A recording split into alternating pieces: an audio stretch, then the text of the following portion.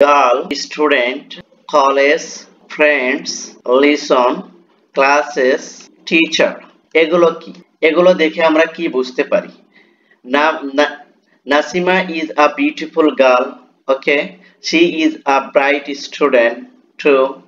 তারপর she reads in a local college। She has many friends। She discusses her lessons with them। She attends classes regularly। Every teacher is fond of her, right?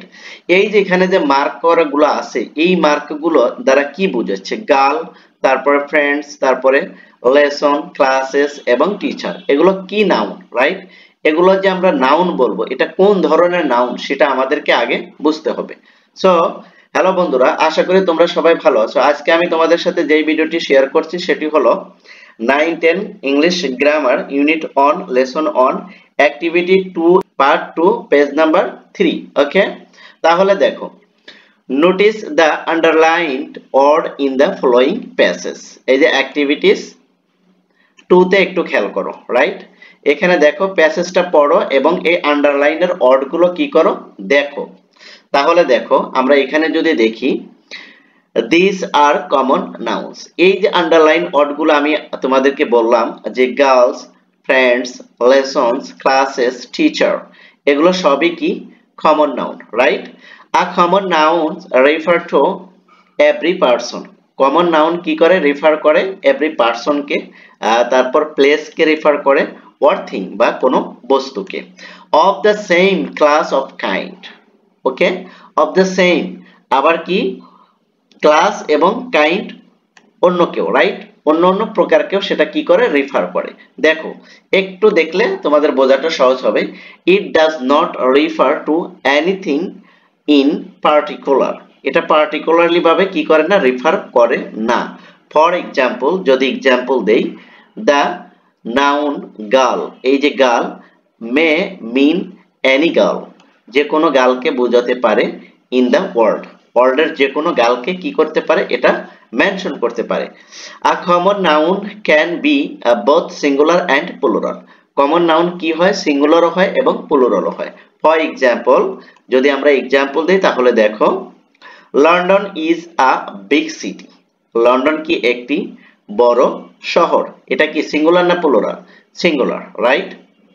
তারপর দেখো, there are many big city, there are many big cities.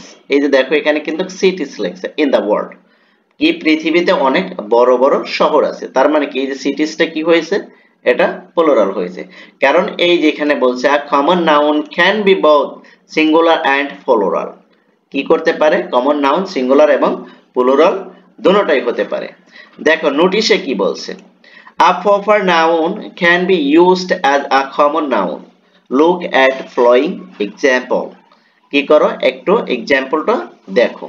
A proper noun can be used, use হতে পারে as a common noun। proper nounটা common noun হিসাবে কি হতে পারে? ব্যবহৃত হতে পারে। Look at the following example। যদি আমরা এক্সাম্পলটা ফলো করি তাহলে বোঝাটা অনেক সহজ হবে। দেখো, he is called the Shakespeare of Bangladesh. তাকে কি বলা হয়? বাংলাদেশের শেক্সপিয়ার বলা হয়। তাহলে এটা কি? দেখো, এই যে শেক্সপিয়ারটা কি? শেক্সপিয়ারটা হলো তোমার কি নাউন? Common noun. প্রপার নাউনকেও কমন নাউন হিসেবে ব্যবহার করা যায়। শেক্সপিয়ার কি একজন নামকে নির্দিষ্ট করছে না? কিন্তু এটা কিন্তু আমরা কিন্তু প্রপার নাউন হিসেবে ব্যবহার করছি অফ বাংলাদেশ। বাংলাদেশের শেক্সপিয়ার হিসেবে পরিচিত বা তাকে শেক্সপিয়ার হিসেবে ডাকা হয় বাংলার। এখানে দেখো, there are two Raghibs in this class। there are two Raghibs in this class। এই ক্লাসে কয়জন আছে? রাগিবস দুইজন আছে। সো এখানে আমি তোমাদেরকে যেটা ইনশিওর করছি সেটা হলো যে প্রপার নাউনও কিন্তু কি হতে পারে?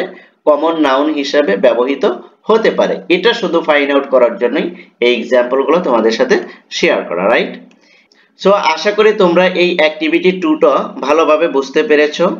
আর যদি এখানে যদি কোনো কিছু সমস্যা মনে করো বা তোমাদের কাছে যদি মানে যে বুঝতে একটু অসুবিধা হয় তাহলে অবশ্যই তোমরা কমেন্ট সেকশনে আমাকে জানাবে।